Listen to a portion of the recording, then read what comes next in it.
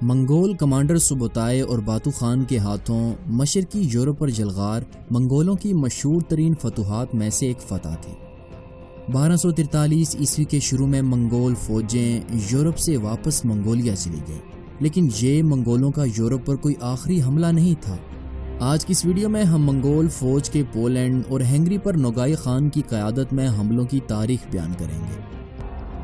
1242 عیسوی میں ہنگری پر کامیاب حملوں کے بعد باتو خان واپس منگول سلطنت چلا گیا۔ بلغاریہ اور ہنگری منگول سلطنت سے دور تھے، سو اب روس نے منگولوں کے حملوں کا سامنا کرنا تھا۔ 1248 عیسوی میں منگول خان منگو کی موت کے بعد باتو خان نے دریائے والگا کے کنارے ایک خوبصورت شہر سیرائے تعمیر کیا، جو اس کی سلطنت کا مرکز تھا۔ یہ جگہ تجارتی لحاظ سے بہت اہم تھی، کیونکہ بہت سے تجارتی قافلے اس رستے سے آتے جاتے تھے۔ 1255 عیسوی میں باتو خان کی موت ہو گئی، اور اس کے بعد یکے دیگرے اس کے بیٹے سارتک اور اس کے پوتے الگجی کی بھی موت ہو گئی، جس کے بعد اس کا بھائی برکے خان نیا خان بنا۔ برکے خان منگولوں کا پہلا ایسا خان تھا جس نے سب سے پہلے اسلام قبول کیا تھا۔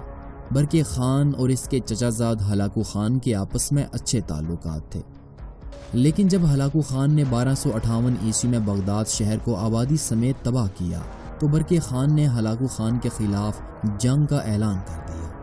ہلاکو خان نے کفکاز اور آذربائیجانی علاقے پر حملہ کر دیا۔ اس کے بعد ہلاکو خان نے جوچی شہزادوں کو قتل کر دیا۔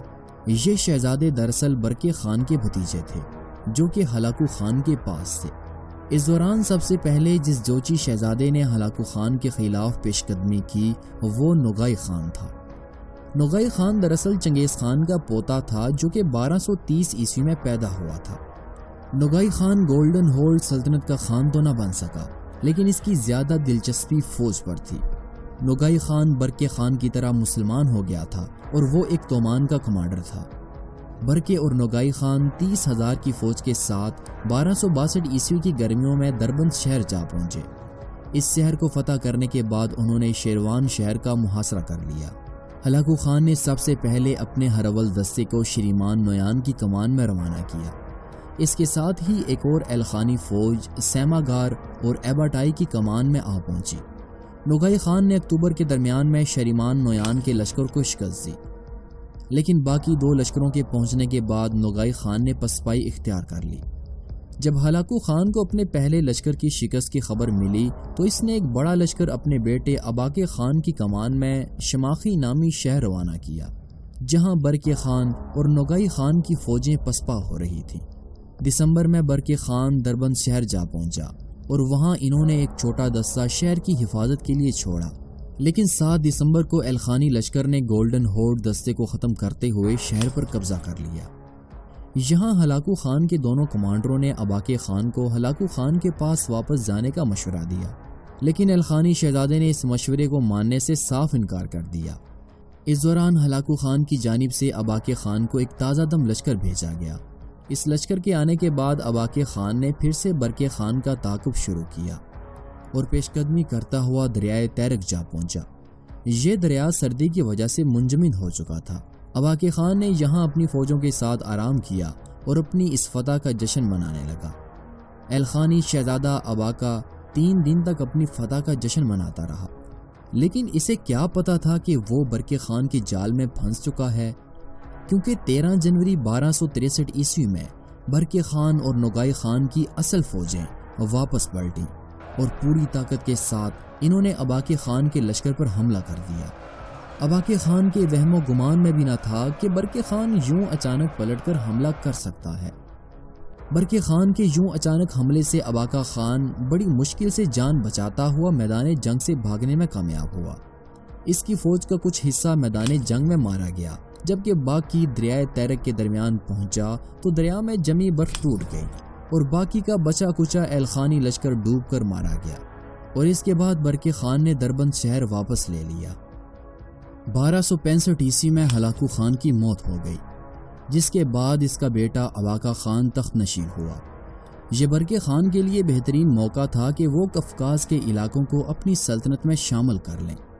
اس غرض سے نوگائی خان نے 1265 عیسوی کی گرمیوں کی شروعات میں دربند شہر سے اپنی فوجوں کے ساتھ روانہ ہوئے۔ جولائی کے آخر اور اگست کے شروع میں نوگائی خان کا سامنا ایک ایلخانی لشکر سے ہوا۔ یہ لشکر اباقی خان کے بھائی یوشموٹ کا تھا۔ دونوں لشکروں کا سامنا موجودہ آذربائیجان کے ایک دریا کے کنارے ہوا۔ اس جنگ میں نوگائی خان کی آنکھ میں ایک تیر لگا، جس کی وجہ سے نوگائی کی فوج کو بری طرح شکست کا سامنا کرنا پڑا۔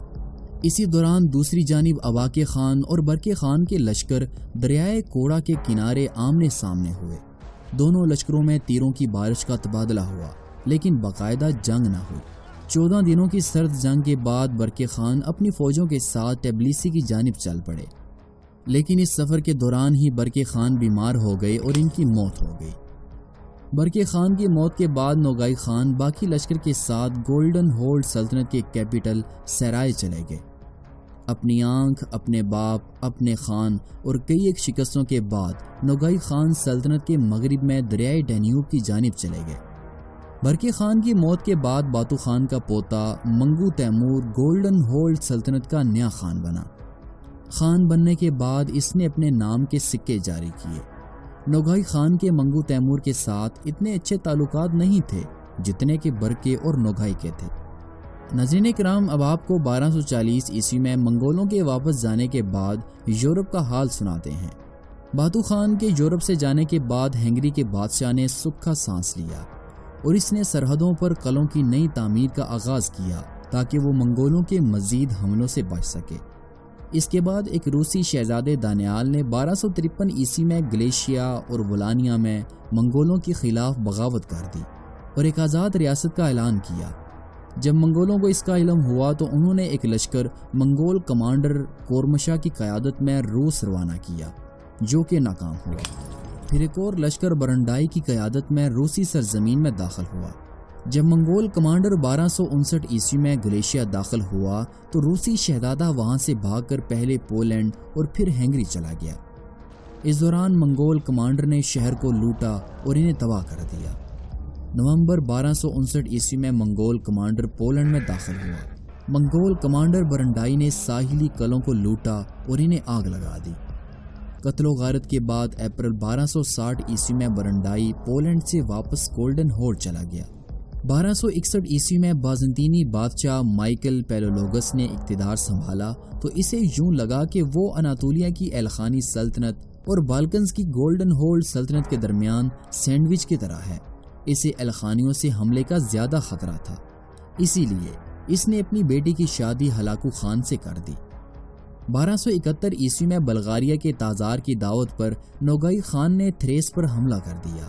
بازنطینی بادشاہ ان حملہ آوروں کو میدان میں شکست نہیں دے سکتا تھا، اس کے لیے اس نے 1272 عیسوی میں اپنی ایک اور بیٹی کی نوگائی خان کے ساتھ شادی کر دی اور نوگائی خان کو ارخون کا خطاب دیا۔ اس کے بعد نوگائی خان واپس چلا گیا۔ 1280 عیسوی میں منگو تیمور کی موت ہو گئی، جس کے بعد اس کا بھائی ٹوڈے منگو نیا خان بنا۔ 1282 عیسوی میں بازنطینی شہنشاہ مائیکل جنگی تیاریوں کے دوران مارا گیا۔ اس کی موت کے بعد اس کا بیٹا نیا بازنطینی شہنشاہ بنا، جس کے بعد بلغاریہ کے نئے تازار جارج نے نوگائی خان سے اچھے تعلقات قائم کرتے ہوئے 1284 عیسوی میں اپنی ایک بیٹی کی شادی نوگائی خان کے بیٹے چاکا سے کر دی۔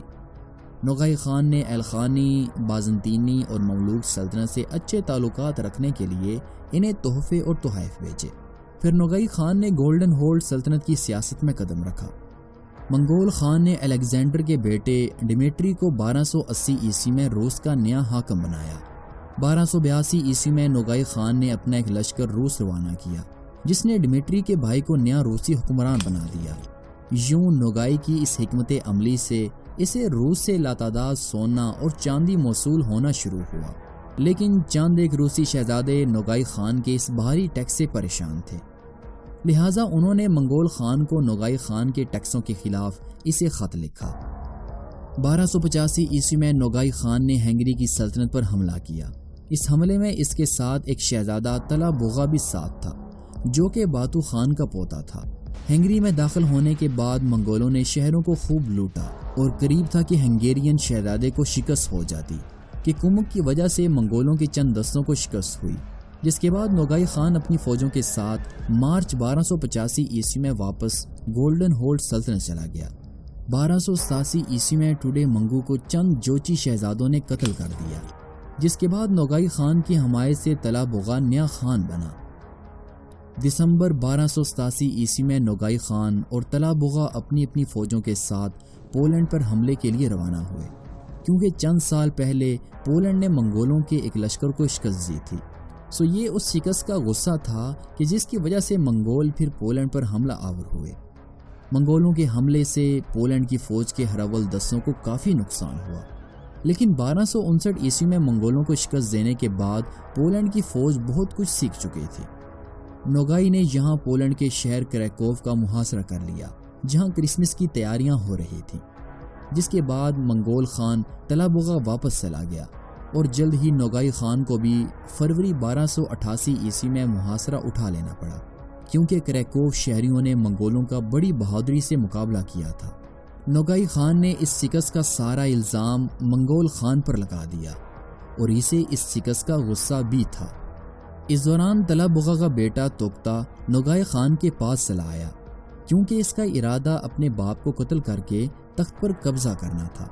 نوگائی خان نے اسے لشکر تیار کر کے روسی شہر کیوو روانہ کیا، کیونکہ جب نوگائی خان بات چیت کر رہا ہوگا تو اس دوران اس کا بیٹا حملہ کر کے تخت پر قبضہ کر لے گا۔ نوگائی خان نے ایک خط تلا بغا کو لکھا کہ وہ موت کے قریب ہے اور مرنے سے پہلے وہ ایک امن معاہدہ کرنا چاہتا ہے۔ منگول خان تلا بغا اپنے چند سپاہیوں کے ساتھ بوڑھے نوگائی خان سے ملنے جیسے ہی شہر سے باہر نکلا تو اس کے بیٹے نے حملہ کر کے اپنے باپ کو 1291 عیسوی میں قتل کر دیا اور پھر وہ گولڈن ہولڈ سلطنت کا نیا خان بن گیا۔ پھر نوگائی خان نے اپنے نام کے سکے جاری کیے اور اپنے علاقے میں ہر اس جوچی شہزادے کو قتل کر دیا جس سے اسے خطرہ تھا کہ وہ اس کے خلاف کھڑا نہ ہو جائے۔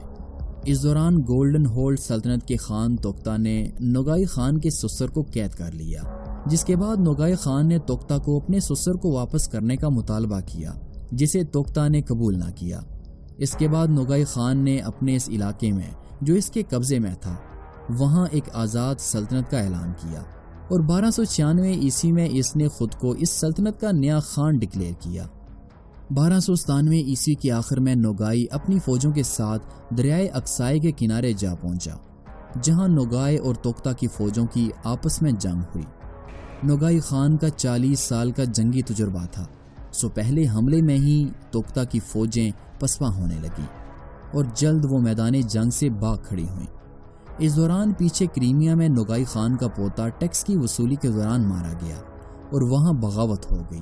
نوگائی خان نے توکتا کے تعاقب کا ارادہ ترک کیا اور واپس بغاوتوں کو کچلنے کے لیے چلا آیا۔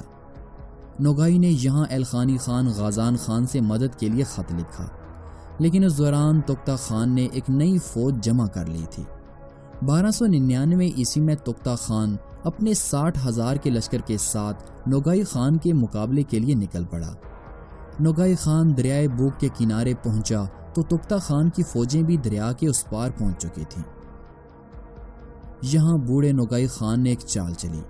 اس نے ایک قاصد توکتا کے پاس بھیجا اور اسے یقین دلایا کہ یہ سب اس کے بیٹے کی وجہ سے ہوا ہے، لیکن اسی دوران نوگائی نے اپنے بیٹے چاکا کو ایک دستہ دے کر توکائے کے تھکے ہوئے گھوڑوں پر حملے کے لیے روانہ کیا، لیکن توکتا خان کو نوگائی کی اس چال کا علم ہو چکا تھا، جس کے بعد اس نے مکمل حملے کا حکم دیا، جس کے بعد نوگائی کی فوج ماری گئی اور نوگائی کے پاس صرف 17 گھڑ سوار زندہ بچے۔